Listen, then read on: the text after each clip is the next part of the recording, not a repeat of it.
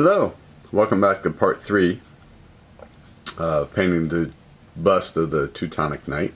I'm still working on the white for his cape and for his tunic. So, last left off, we had worked up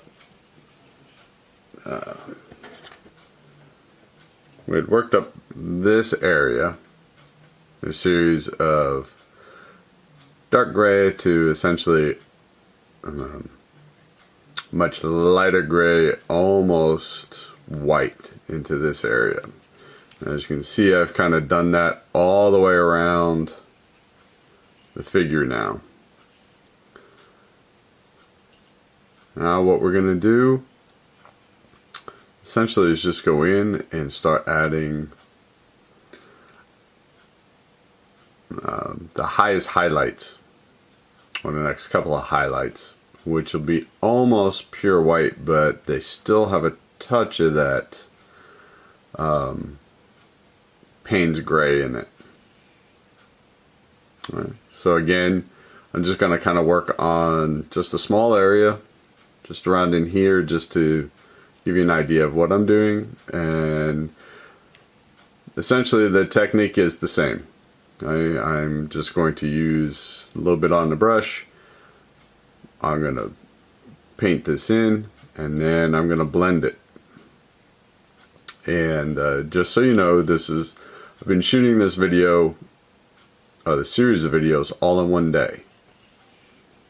Alright, so I've been working on this for a couple hours now, and getting to the point now where it's almost done.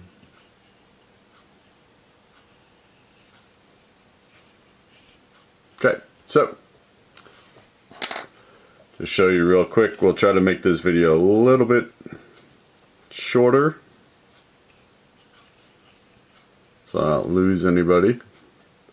So again, this is not quite pure white, but once it gets on here, it's going to look like it's pure white. Essentially, I just want to paint this in.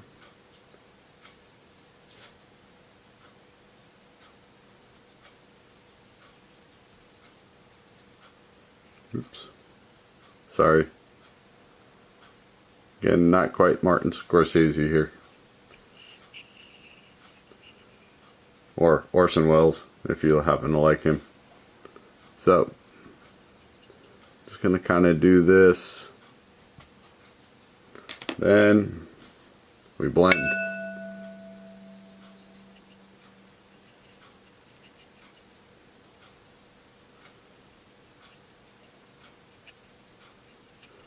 And I'm doing the shoulder here because it was has less creases and everything else.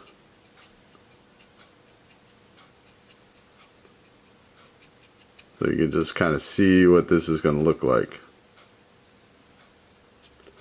As you see, as I'm working the paint with the oil colors, because of all the layers are still wet, you can blend this down pretty deeply. So you could really, bring the under painting back out, depending on how well or how deeply you blend all this back in. So again, it's going to be pretty much the same.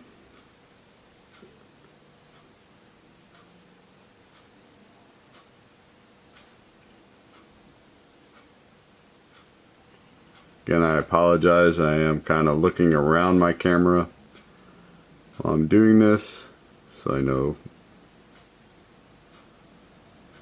so I can see what I'm doing.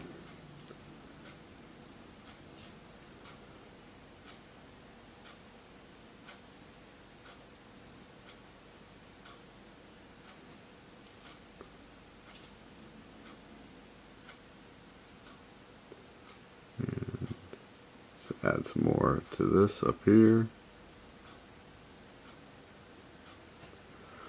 Okay. So here we go again. Just gonna blend this in.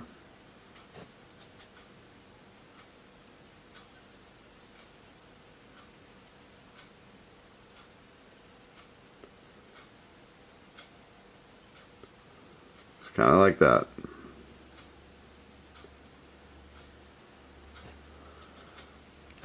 Now, again.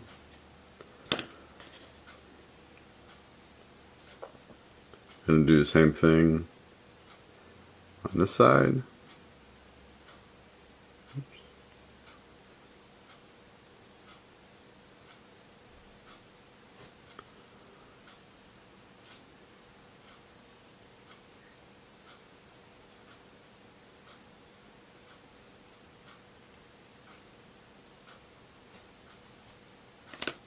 All right, and then blend.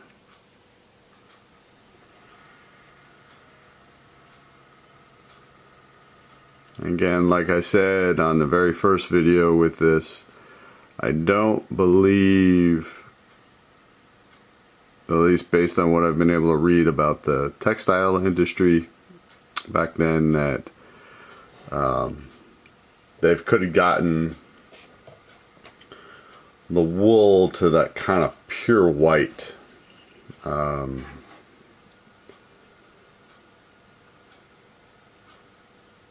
In my reading, if you're interested in the history of it, a lot of medieval clothing actually was different shades of blue.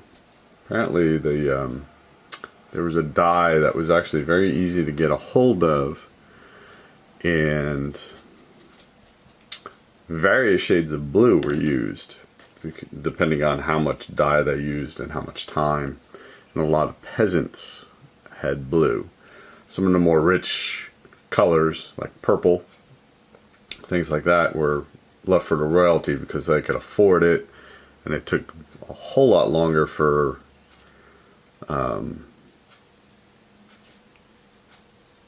the dyes to take hold because it was such a longer process for it. Oops. Sorry, getting off camera.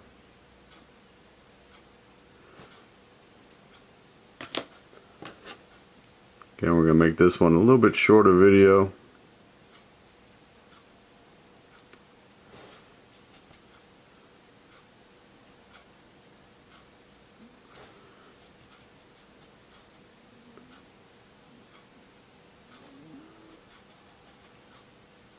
Okay.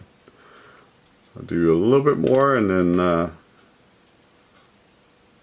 going to call this third video complete, and then I will continue to finish this up for this step, and I'll come back and show you the last highlight that I'm going to do.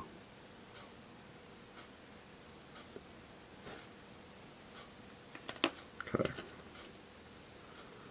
Then we blend.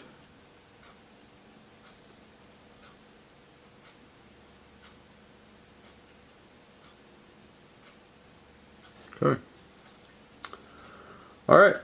I hope you're enjoying this little tutorial that I'm doing on here. Again, please comment if you have any questions, or if you think I'm totally blowing it, let me know.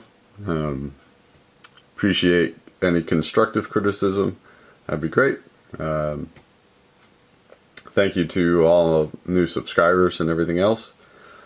So, I will crack on with this and finish this one up, and then I'll be back with part 4 of the tunic and the cape for this Teutonic night. Bye.